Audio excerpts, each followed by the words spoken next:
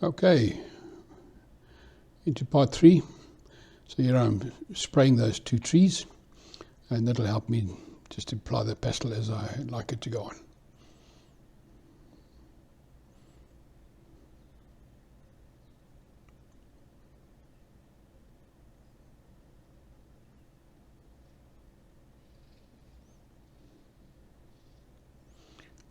Okay, so I spoke about putting on a slightly warmer colour in and above the those homesteads there, and we're using a yellow ochre number 0.7, and it's the yellow ochre is a very versatile colour, and we're able to get those nice warm colours there without it looking like a spring green or whatever that's coming through. So yeah, I use it a lot.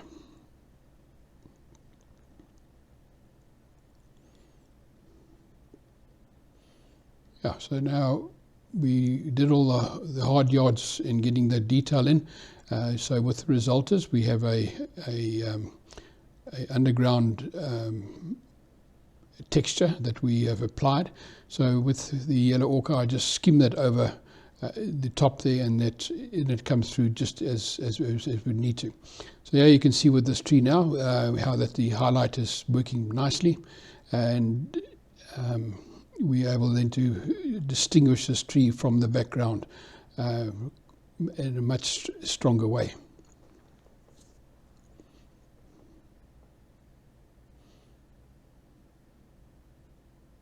There we go. So just working against with texture, I'm just skimming my pastel over the tree, the underpainting of that tree, and leaving behind your dark areas.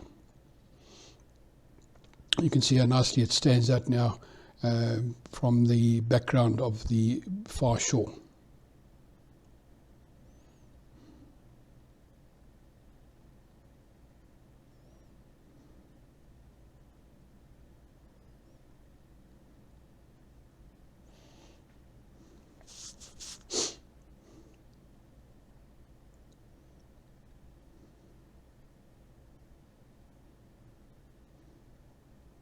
All right, here we're using back to our blue-green again, and lost that shoreline darkness there.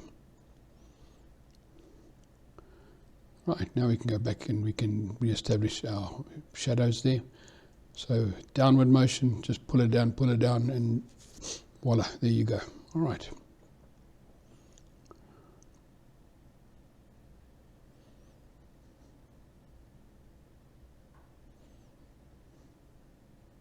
So still busy with that cinnabar green number 8, and I start to just put a little bit of that on that far forest there, and bring it across into the one in front of it, and there's my theme that I always apply of repeating the colours.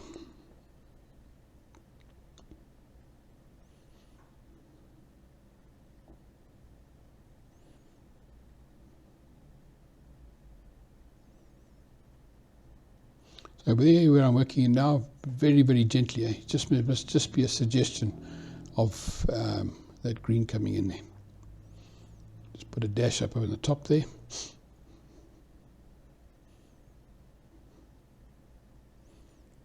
All right, now we're starting to work on that cloud that's above that hill there, using a bit of blue-grey to establish a bit of shadow, and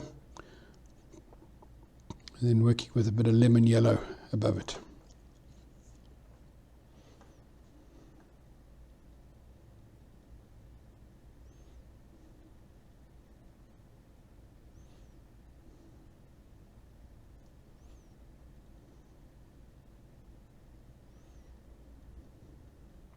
So this is how I often work. We get my skies in, and then we actually come back again afterwards, and then establish your stronger contrasts, and then just refine them. Right, back to our Prussian blue again.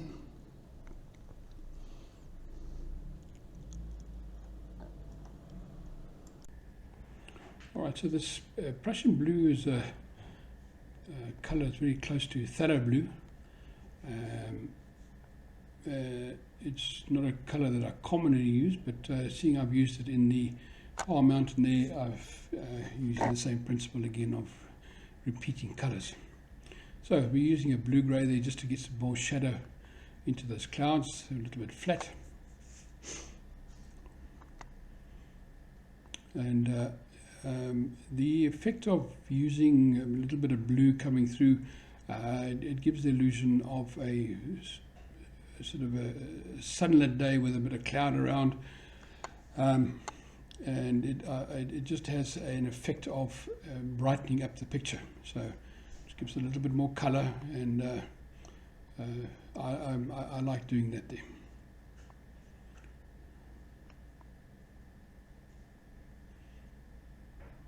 Okay, so we're going to start refining that reflection, as I said we would. And it was a bit too much on the thick side, so I'm just cropping it back.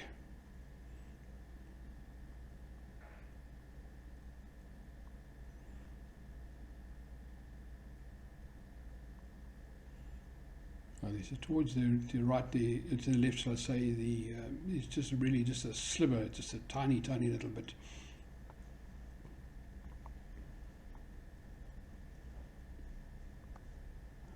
Okay, just putting a bit of blue-grey again over there. We put a bit of a smudge that happened there. So just re-establishing that grey.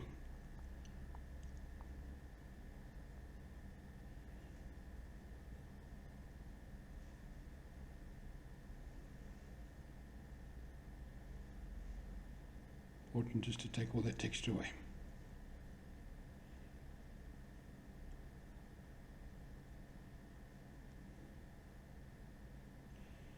Right, so now what I do is back to my cinnabar green again, and where the grass silhouettes against the water, I put a very strong line there, and I leave that little roughness there. Gives you an illusion of grass, and it also gives you a nice contrast between the water and the grass.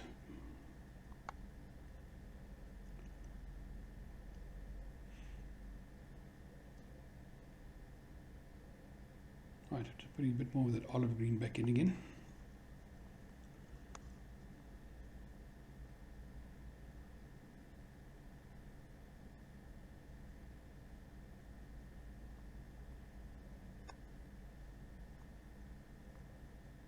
Using the point of the pastel in about a 45-degree angle. Okay, the shadow, the tree's throwing a shadow across there, and once again we silhouette that against the water.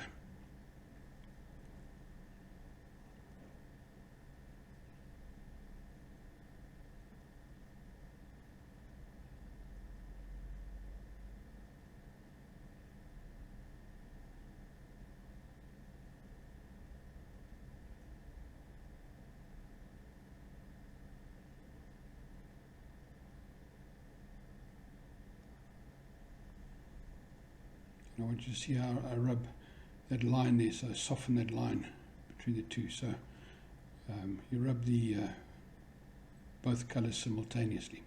Right, so that's still part of the tree there. It actually comes out a little bit further,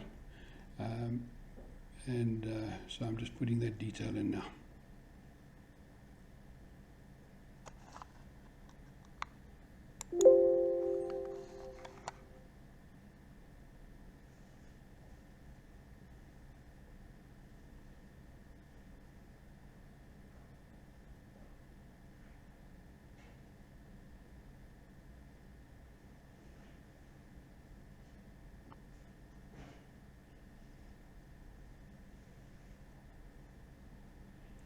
As I mentioned earlier on, that little kink that I had in there wasn't right, so I'm just straightening out.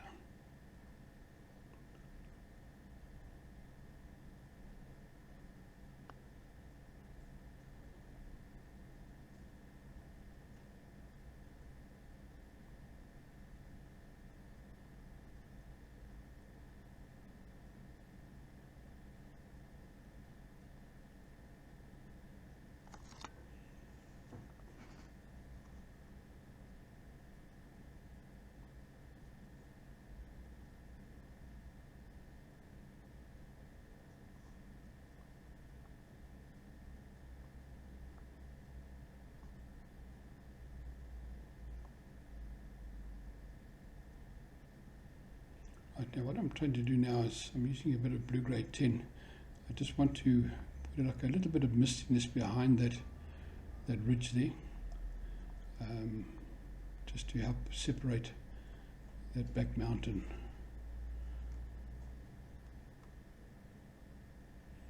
from the one that's silhouetting against it.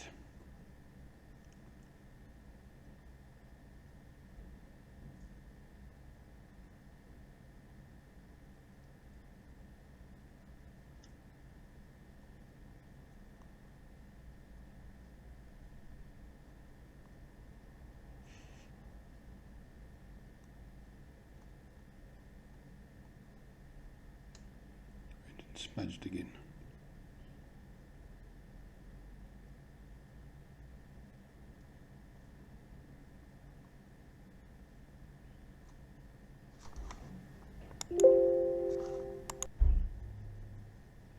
Keep losing that little white reflection there, so I put a bit of that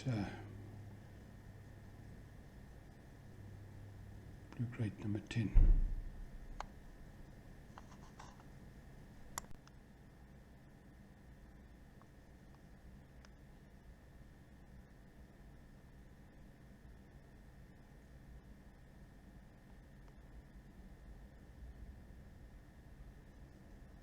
So I just rub here and there, not over the whole tree, just to make the tree perhaps just a tad denser, but I leave all the outside silhouette to make sure that we don't take away my detail there.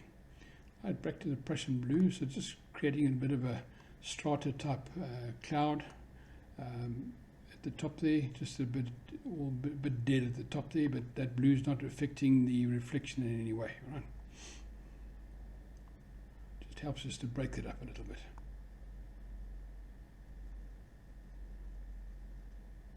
Right, I'm using a blue violet now. It's a 0.5, and I find that just that little extra coldness, and it just helps just to push that back. And I'm using it again now in the actual clouds. If you see in the photograph, you'll actually see that blue violet that's there. So it's just a light application, and we rub it.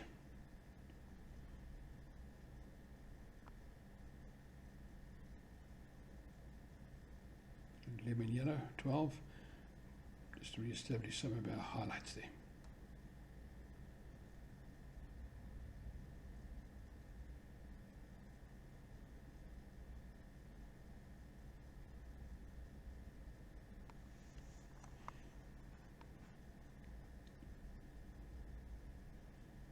Okay, so here I'm putting in some highlights in the strata clouds using a light grey number 12.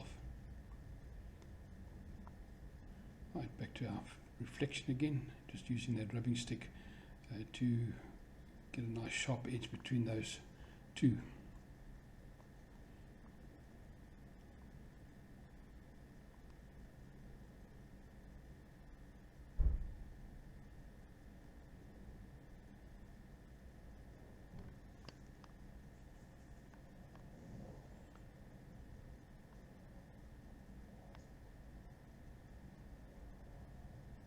It's a bit of delicate work.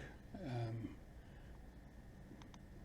just find that it's best just to do it bit for bit, and then just work your way towards the sort of final product.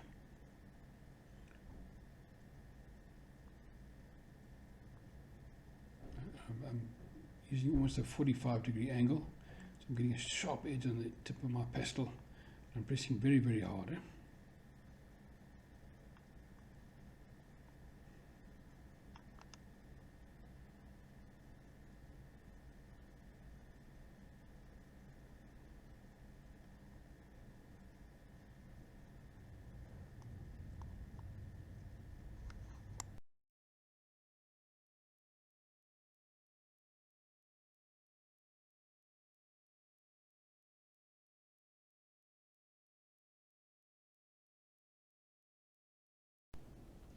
Okay, this houses just needed a bit of polishing up, so I'm back to my lemon yellow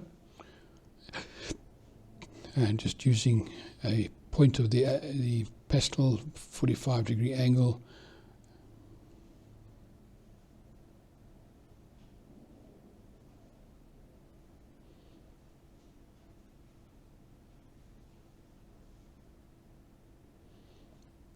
the wall of the house was a bit too high, so I used the cinnabar green just to cut it back.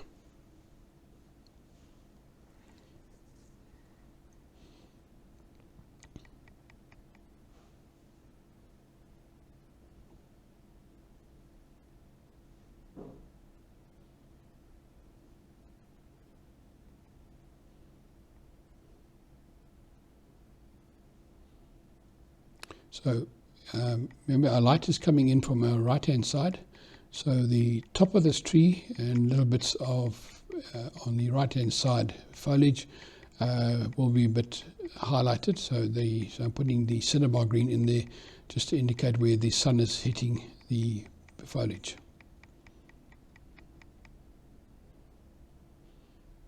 So just using a point of your pastel, and you are able then just to get those highlights.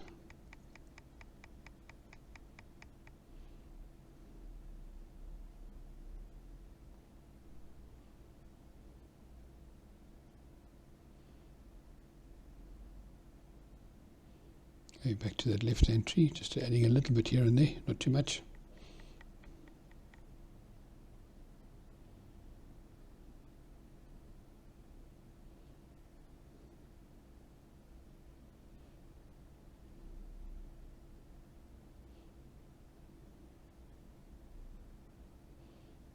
All right, just much like we did with the other side, the left side of that grass patch there. Do it in nice bright grass in front of the base of those little bushes.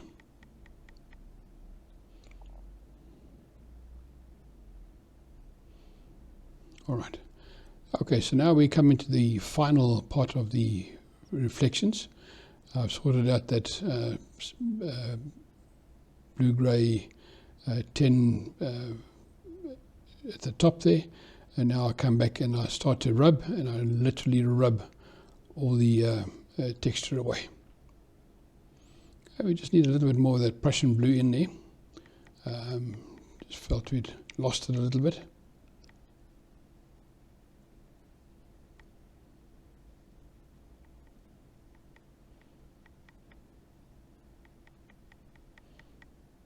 Right, we're just about done.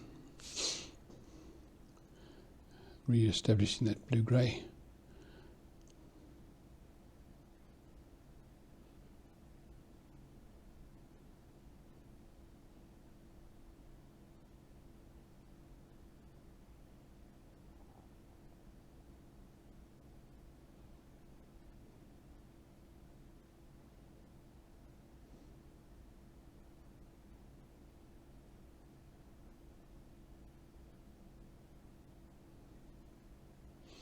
Right, so final stages now.